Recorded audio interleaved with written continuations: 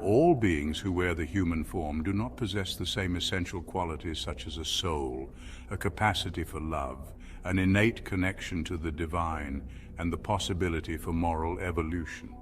This assumption, while comforting, is incomplete. It is not just flawed in theory, it is dangerous in practice. In truth, there are individuals who appear entirely human but are internally empty. They lack a soul, not metaphorically but fundamentally. Their consciousness is not rooted in divine light. Their minds function but only as simulacra of true awareness. Their emotions imitate life but never generate life. Their purpose is not to grow or create but to consume, mimic, and subvert. Such beings are not merely misguided or wounded. They are in essence voids wearing flesh. The soul is not merely the breath of life or the presence of thought. It is the center of moral consciousness, the source of empathy, the vessel of purpose, and the mirror of the divine. The soul gives depth to thought, weight to choices, and authenticity to emotions. It is the part of us that longs for truth, beauty, and meaning. A person with a soul wrestles with their conscience, seeks spiritual growth, and feels awe when witnessing something sacred. In contrast, a soulless person may display external intelligence and emotional mimicry, but lacks the internal fire that pushes one toward transcendence.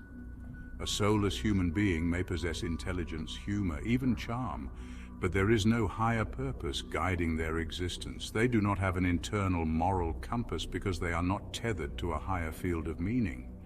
In metaphysical terms, they are not fallen souls, they are empty vessels. Their thoughts do not arise from true self-awareness. Their goals are driven by instinct, programming, or the imitation of others. They are placeholders for something that never arrived. The presence of such beings among us is not a new discovery. In the esoteric text, the Pistis Sophia, we read of humans who were born without the light, existing only to serve their own lower desires and to ensnare those who carry true spirit within. In the Hindu tradition, there is mention of asuras, beings who look human but act without divine impulse. Even the Christian scriptures warn of tares among the wheat, suggesting that some are not children of light but of darkness. These references are not metaphorical exaggerations, but spiritual diagnostics. From a modern psychological lens, we often categorize these individuals as narcissists, sociopaths, or people with antisocial personality disorder. However, the spiritual view goes further. Psychology deals with behavior and brain chemistry, but esotericism deals with essence and purpose. Not all who are mentally ill are soulless, and not all who appear successful and socially integrated possess a soul. The difference lies not in appearance, but in energetic quality. One of the clearest signs is a persistent emotional vacuity. A soulless person rarely experiences authentic emotion. Their laughter lacks warmth and often feels forced or mechanical. When others share moments of joy or grief, they respond with detachment or confusion. They may imitate sadness or anger, but never truly feel these emotions. Their emotional responses tend to be shallow, fleeting, and disconnected from genuine feeling. This emotional flatness is not temporary or situational, but consistent across contexts and relationships. A second critical sign is the absence of true empathy. Soulless beings cannot perceive or resonate with the feelings of others. They fail to respond to pain or happiness in a way that shows understanding. Instead, they might mirror expressions of concern superficially without the internal experience of compassion. This lack is not due to ignorance, but a deep incapacity to connect. When confronted with suffering, they either ignore it, minimize it, or exploit it for personal gain. Genuine care and altruistic action are foreign concepts to them. Self-reflection is a key feature of the soulful human being. Soulless individuals rarely engage in true introspection. They evade questions about their motives, feelings, or past behavior. Instead, they deflect, lie, or create distractions. Their self-image is fragile and constructed entirely from external validation. They do not grow from mistakes because they do not internalize experiences at the soul level. This lack of inner dialogue makes them rigid and reactive, unable to learn or evolve in meaningful ways. Manipulation is not simply a tactic, it is the default mode of interaction for the soulless. They consistently deceive others, not necessarily for material gain, but to maintain control over their environment and people. Their lies are intricate and often self-contradictory. They exploit trust without remorse and frequently gaslight victims to obscure reality. This chronic deception is a mask that attempts to conceal their inner emptiness. Unlike those who lie out of fear or insecurity, the soulless lie with ease and indifference. Relationships with soulless beings are fragile and one-sided. They maintain connections only as long as they serve their interests. Deep bonds of trust, loyalty, or love rarely develop. They treat people as tools or props, discarding them when no longer useful. Others often feel emotionally drained or confused after interactions. These beings do not experience genuine intimacy. Instead, their relationships are transactional, marked by exploitation rather than mutual growth. Soulless individuals cannot endure silence or stillness because these states reflect their inner void. When faced with quiet moments, they feel restless, anxious, or compelled to break the silence with noise or distraction.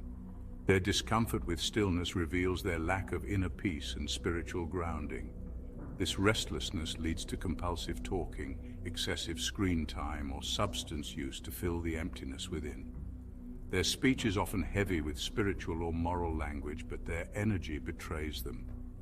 They speak of love, truth, and light, but their presence feels cold or hollow. This incongruity can confuse others, making it difficult to discern their true nature. Their language serves as camouflage, masking their lack of inner substance. Those attuned to vibrational cues sense this mismatch as a profound dissonance. Soulless beings frequently change their personal narratives, beliefs, or allegiances without clear reason. They adapt their persona to fit situations or to exploit social dynamics. These shifts are not signs of growth, but of instability and opportunism. They lack a core self that remains consistent over time. This chameleon-like behavior disrupts trust and creates confusion in their social circles. One of the most common signs of a soulless person is emotional flatness in key moments. When others cry, they may smirk. When someone shares deep pain, they may respond with impatience or cold detachment. In relationships, they often exhibit a disturbing pattern of emotional mimicry in the beginning, offering intense affection and attentiveness, only to gradually reveal manipulation, control, and emotional withdrawal once their target is bonded. Their intimacy is not fueled by love, but by possession and power. This behavior is especially common in what psychologists call narcissistic abuse, but from a spiritual perspective, we may see it as energetic vampirism, a draining of vitality from a soulful person by someone who cannot generate their own light. Another characteristic is their inability to experience awe or wonder. They may watch a sunset, witness a birth, or hear beautiful music, and yet remain emotionally untouched. This is because the soul is the organ through which we experience reverence, beauty, and sacredness. Without it, a person may appreciate things intellectually, but they cannot feel their essence. Their life lacks richness, and their sense of purpose is often purely material. They may pursue wealth, status, pleasure, or dominance, but never inner transformation. Their goals are horizontal, not vertical, reaching out into the world, but never upward toward the divine. Soulless individuals often speak in cliches and borrowed opinions. They rarely express original thought or deep contemplation. Instead, they echo what is popular, expected, or strategic. When challenged on deeper issues of morality, mortality, or existence, they deflect or become irritated. Their inner world is shallow, and they fear the exposure of that emptiness. This lack of depth is often hidden behind carefully constructed identities: the wise teacher, the successful leader, the spiritual guru. But these masks begin to crumble when they are confronted with real suffering, mystery, or intimacy. Another major sign is the absence of remorse. Even when confronted with the harm they have caused, they may deny it, rationalize it, or simply ignore it. If they apologize, the apology often feels mechanical, empty, or performative. They may mimic sorrow, but it is devoid of inner recognition. A soulful person, when faced with their own wrongdoing, feels the pain of the other. They repent not just to avoid consequences, but because their inner compass demands it. The soulless, however, are guided not by conscience, but by expedience. They do what works, not what is right. There is also a disturbing pattern of confusion and exhaustion that surrounds the soulless. People who interact with them often report feeling drained, disoriented, or subtly invaded after conversations or relationships. This is not simply the result of difficult personalities, but the consequence of an energetic imbalance. The soulless do not generate light or energy from within, so they extract it from others through attention, emotion, or chaos. Some esoteric traditions refer to them as energy parasites, entities that feed off the soul's vitality because they have none of their own. In group settings, they often exhibit a chameleon-like ability to blend in, adapting their persona to the values, language, and tone of the environment. This adaptive mimicry can make them hard to detect, especially in spiritual or psychological communities where the appearance of depth is easy to simulate. They may use spiritual vocabulary, speaking of love, healing, or awakening, but their actions betray a lack of genuine transformation. They remain unchanged, no matter how many retreats they attend or teachings they quote. They seek knowledge for control, not for liberation. Perhaps most hauntingly, there is often a deadness in their eyes. Many sensitive individuals have described looking into the eyes of a soulless person and seeing nothing there. No light, no reflection, no presence. The eyes, often called the windows of the soul, reveal absence as much as they reveal presence. When we look into the eyes of a truly soulful person, even one who is suffering, we can see life, pain, beauty, longing. In the eyes of the soulless, there is often a void, a flatness that feels colder than death. Soulless individuals drain energy not because they consciously choose to, but because they cannot generate it themselves. When a soulful person enters a room, the atmosphere often brightens. Others feel inspired, uplifted, or calmed. When a soulless individual enters, the opposite occurs. The air may feel heavy, people may become confused, tired, or irritable. This is not always dramatic. The effect is often subtle but persistent. Over time, they leave a trail of emotional exhaustion, broken trust, and depleted hope. This is because they unconsciously draw on the life force of others. Their presence becomes a siphon.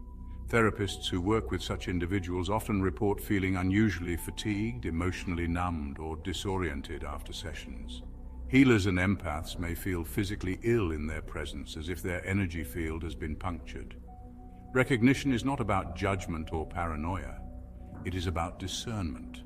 To recognize the soulless is to protect your vitality, your spiritual clarity, and your sacred path. The first key is to feel, not analyze, not reason, but feel. The body and heart know what the mind cannot always explain. If someone consistently drains you, confuses you, or makes you doubt your intuition, pay attention. If their words sound spiritual but their energy feels cold or empty, trust the feeling, look for coherence. Do their actions align with their words?